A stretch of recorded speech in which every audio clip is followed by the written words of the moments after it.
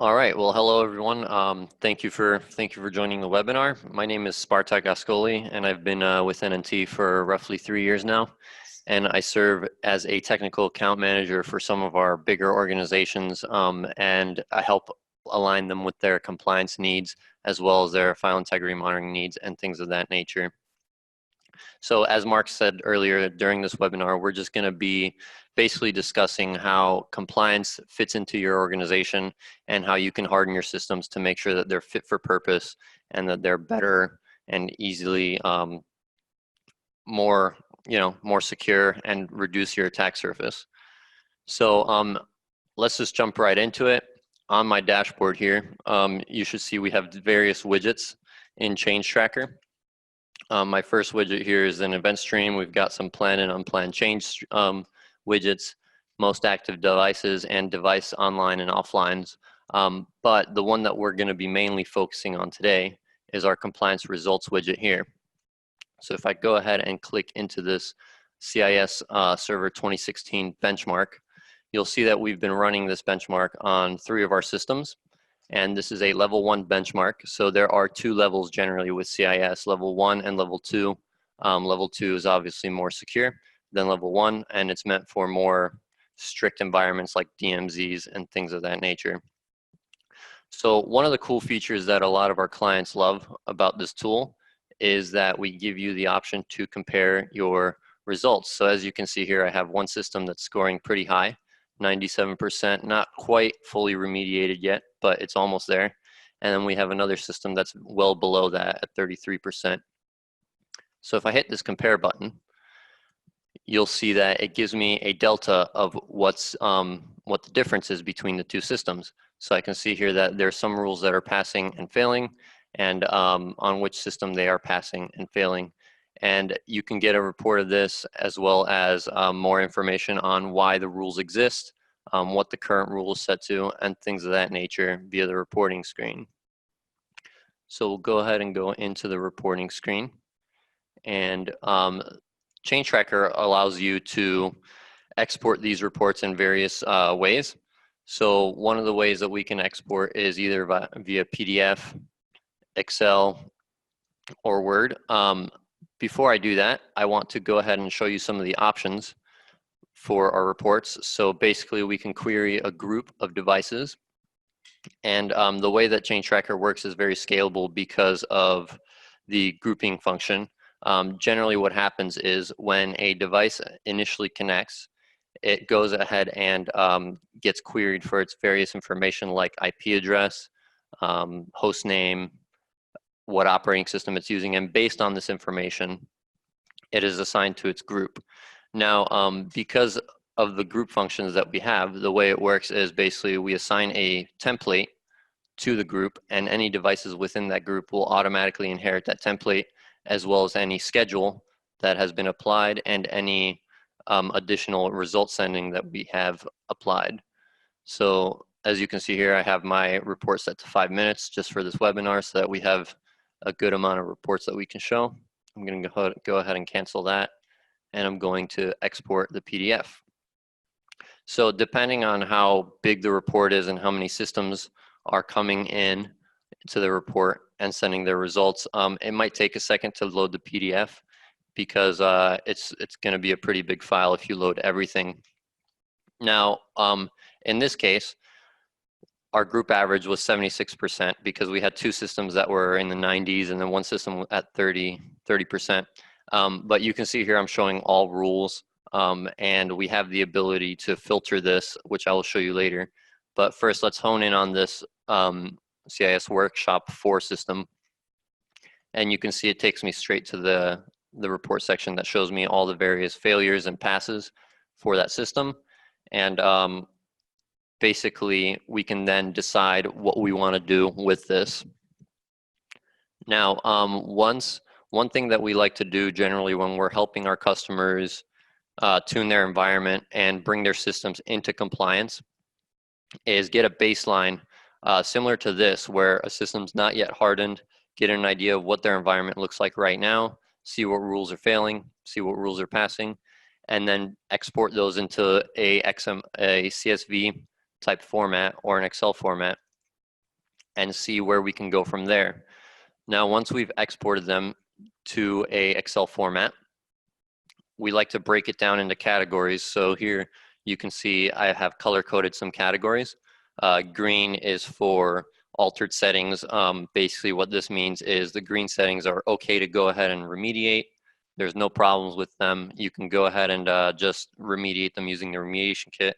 This won't impact any applications or cause any issues in the environment.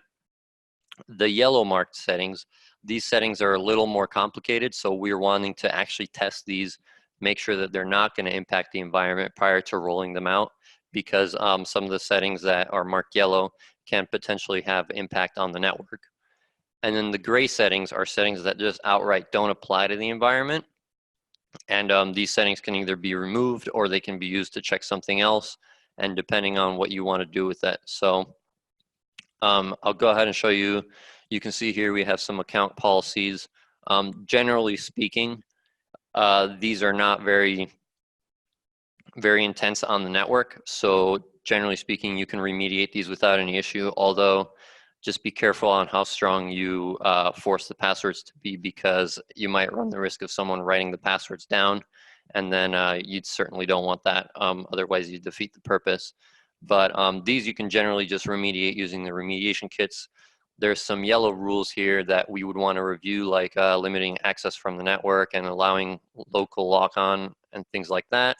And then we also have some firewall rules that I've marked as gray, because in our environment and in a lot of other environments, people generally will have third-party tools that they use. And in our case, we're not even utilizing the Windows firewall. We're utilizing a third-party tool instead. So that gives us the option to go ahead and just ignore these rules or remediate them, do whatever we want with them. So that's sort of the decision that people will have to make. They'll want to decide what they'll want to do with those rules, and we'll touch on that a little bit later.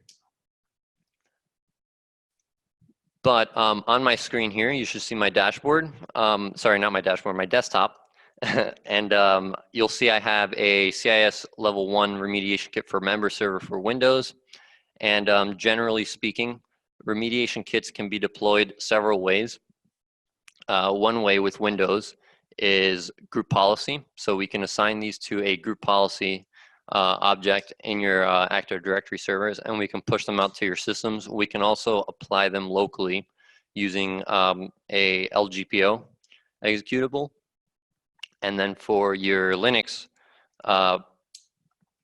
remediation kits, we can use Puppet, we can use Ansible and Chef, things like that, these third-party tools to push out the shell script. So here's an example on one of our Active Directory servers in our AWS environment, where we've gone ahead and applied a CIS benchmark as part of our Active Directory and inheriting the policy here. So here I've just expanded the password policy. If I wanted to look at some of the security options, some of the firewall rules, I could go ahead and do that. But yeah, it's pretty straightforward. You just upload the template, assign it to the OU, and all the systems, once they refresh their group policy, they will go ahead and inherit that policy.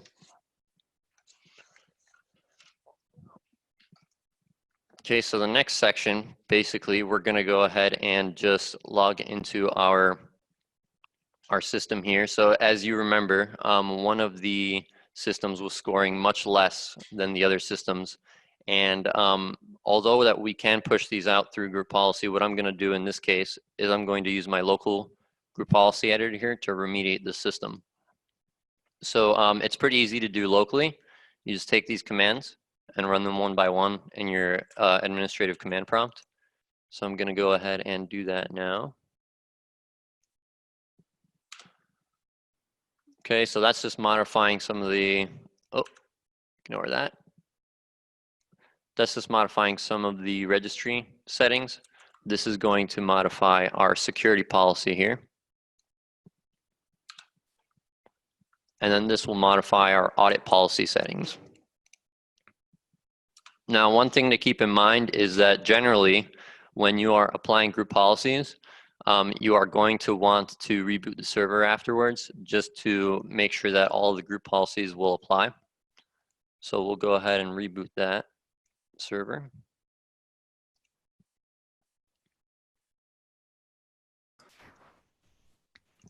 Which is actually one of the main reasons where we come, just while we're waiting for that to cook away.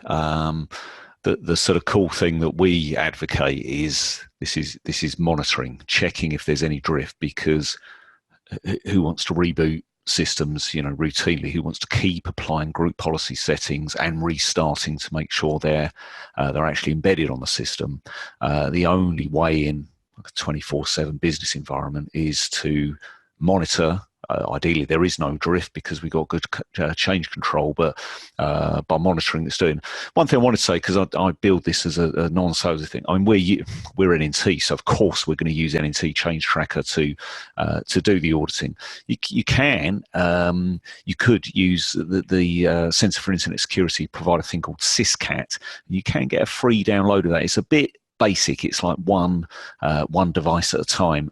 If you want to do anything in automated and en masse, then something like Change Tracker is a better tool. But sorry, Sparta, I interrupted just to sort of pad while that was rebooting, because I wanted to give you a bit of cover. No worries. That's perfect. Yeah. So right. As you can see, it's already rebooted. So that's done. So what we'll do now is we'll want to run the report on these systems again to see our new remediation score. So let me go ahead and hit that run button there. And while the report is running, I guess I just wanted to kind of touch on how the agent runs the reports and generally the agent architecture and how they interact with Change Tracker. So the first thing is all of our agents by default communicate via port 443 unless you have applications that conflict with that, in which case we can modify that setting to be whatever port you decide. And all the communication is initiated from the agent side to the hub. The hub never initiates the connection. Basically what it does is it leaves flags up for the agents telling them to pick the reports up and things of that nature. In addition to this, all of our agents can act as proxies, so we can connect to various network devices, agentless devices like Windows, Linux. In the case of sensitive servers that we don't want to install agents on, we can go ahead and connect to those, and we can run a SSH session on network devices and Linux systems to query for changes, run compliance reports, things of that nature. And again, that's all done from the agent. And then every 30 seconds, the agent will go ahead and check back with the hub to make sure that there's no new policies that need to be applied, there's no new reports, and also in real time, it will go ahead and send any changes that occur and things like that. So that's just the general information for the agent architecture. And then while we're still waiting for this report, the agent also, when it initially connects to Change Tracker, it will run what's called a discovery report, which I touched on a little bit earlier. And again, this just gathers all of the information such as IP address, host names, and then it assigns it to the various groups. Based on those groups, it will then inherit the reports that it needs to run for compliance, such as these. And then also it will inherit all of our file monitoring. So let me go ahead and tune this to be past day.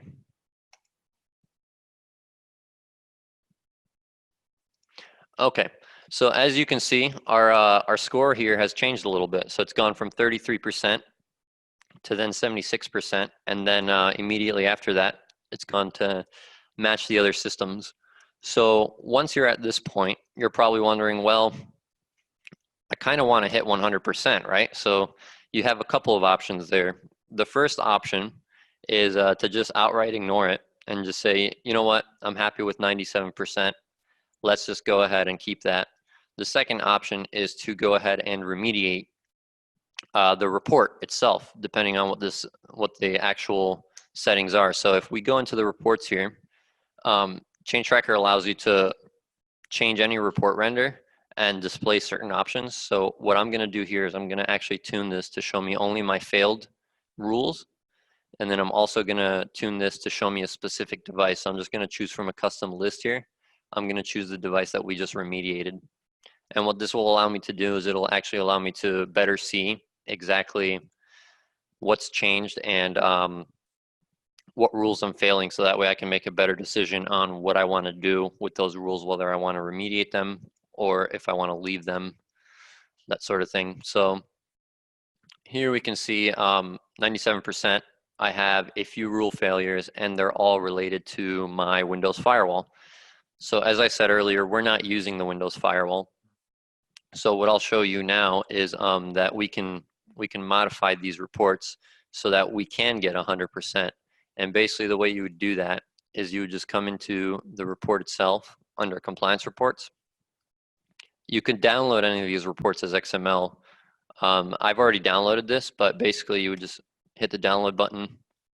You would keep the XML and then you can open it to view the rules associated with that. So now what we'll do is, let me show you this guy.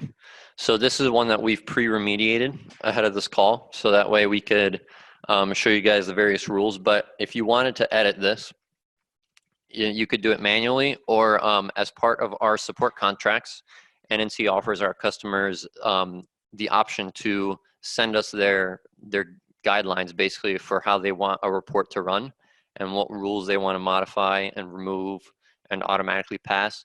And our reporting team will process this, and it'll kick back a report for you that you could upload into your system that will pretty much give you 100%.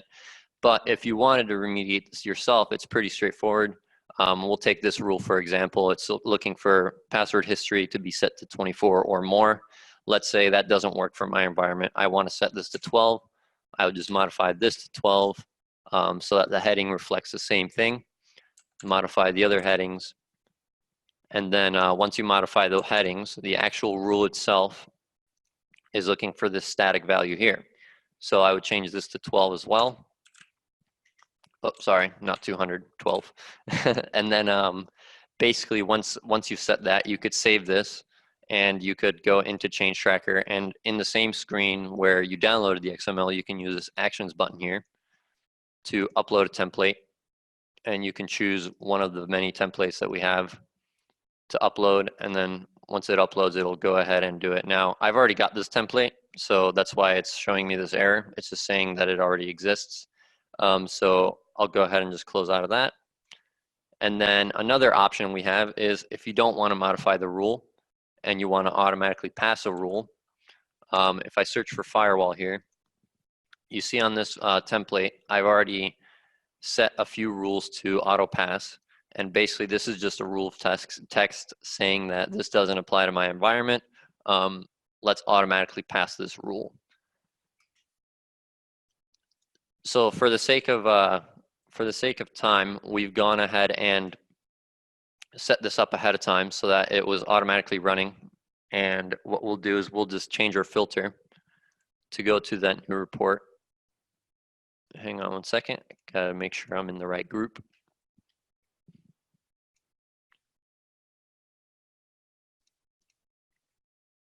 So once we do that, we'll go to our remediated benchmark.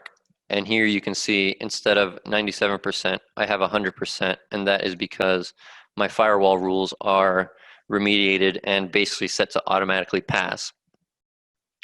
Now, once you've gone ahead and done this,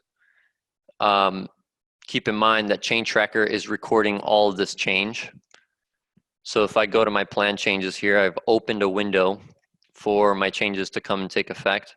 And as you can see, I have a change for my audit policy that shows you all the various rules that have changed, as well as my security policy that shows you all my security policy rules that have changed for Change Tracker. And in addition to that, we've sort of been running these reports and automatically emailing them. So I'll bring up my email client here. You can see that every single thing, every single action that we've done up to this point in Change Tracker has been recorded and it's been emailed to me during this time. I can open these reports view the results. There's a 97% view the rules. Let me zoom in there a little bit. My zoom settings are a little aggressive because of my monitor, so please excuse that. There we go. And then if I show that 97%, and then I come in here and I show you the 100%, you'll see that for all the systems, you'll have these various outputs. All right, so that was a combination of, so you ran that remediation kit, which did all those group policy settings, and that remediated a bunch of things. Then you still had the remaining, were they firewall rules, which you hadn't set, I guess, because you'd lock yourself out if you enabled the sort of denial firewall rule. So you then edited the report to say, actually, we're not using Windows Firewall, so I'm not interested in always failing those rules when I'm never ever going to set those. So it was a way of both remediating and then tuning the report to fit your build standard. Yep, exactly. So the rule just auto passes this, and basically I have run into scenarios in the environment where people are just not using Windows Firewall at all, not necessarily because it'll lock them out, but they're just using another tool to accomplish the same thing. Maybe they've got Norton or McAfee or something along those lines. And so the rule in their environment will just never pass, regardless of whether they set it or not, because another tool is managing that section of compliance. So yeah, the auto pass rule. I mean that's something that we that often is when organisations first get into this, they, you know, the starting point is we want to fully embrace CIS benchmarks. We heard they're great because they allow you to mitigate all of these vulnerabilities, all of these exploits that are out there. And even when you read the detail of any CIS benchmark, it always says that, you know, there's an element of choice in this, because you will need to decide for yourselves which and of course other organizations, you know, your build standard includes more than just the vulnerability mitigations. It's like you said, that you might be running a Symantec, or you might be running some sort of third-party AV. You'd always want to make sure that's in place and updated. And I guess that's where your tailoring of the report also comes into play, that you might want to extend it to include other settings, right? That's correct. Yep. Yeah, great. And again, you know, we use the default CIS settings here for a lot of our rules. That may not necessarily be the case. You know, there may be rules that we're using that would not work in your environment because the application that, you know, the systems are hosting just won't work with those rules. So there's definitely no replacement for representative testing. You'll definitely want to have some sort of a test scenario and roll this out into a pre-production environment before you just roll it out to your network, because these can break things, and I've seen it where basically customers haven't tested sometimes, and they've gone ahead and rolled it out to a specific server, and they had to roll back because it was too aggressive of a security setting for some of the applications they had on there. Right. So you know, you want to have a formal testing plan, make sure that you have some sort of test that can be repeatable, that you can definitely validate before you go ahead and just push this out into production. And make sure that if you have a second copy of the application, you run the tests in a pre-production environment before you just go out and push it to your whole network, because the last thing you want to do is harden your systems to the point where they're just inaccessible anymore. Right. Yeah. Nice and secure, but yeah. Too secure, right? Is that's been done. That's been done before. But all right, that's awesome. I mean, I think I have a lot of people who talk to us about this. Obviously, we offer the benchmark reports as a starting point, but you know, that is only the starting point, because there is a degree of interpretation. It's not simply a paint by numbers, just sort of read the benchmark, go through them rule by rule, and apply the settings, because as you've elaborated, not all settings are necessarily relevant or advisable within a particular scenario. So that was awesome. I've just got, I mean, we said we'd be about 30 minutes, and that's about covered it. There are a few questions that have come through while I've been doing my moderator bit and looking at the chat window. I think you covered a lot of these actually during the session, but one question that came through, and this may have preempted you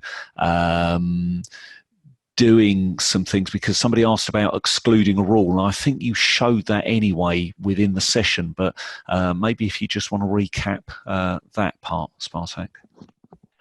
Yeah, so for excluding a rule, basically you would just go ahead and you would download the XML via the compliance report section, and then once you've downloaded the XML, what you can do is you can either edit it out by using this this rule that I have set here, that is an automatic pass rule, or you can just outright just remove the rule entirely. But generally speaking, we don't like to do that. The auto pass rule looks cleaner, is better. Right. Or if you wanted to modify the rule, if I go back up here, you can see my value is set to 12. If I wanted to, I can change this to 24, or whatever value fits my environment, and change all the headings so that way when you're reading it, it doesn't look weird. But basically, once you've done that, you can save this off, and then under the actions button here, you can upload the template, and then you can come into reports and assign it. And you showed us earlier there was that cool thing where it did a sort of integrity check, so that certainly you can't make just any old edit, and this presumably is locked down, so only a sort of super admin could upload reports or make edits to a template.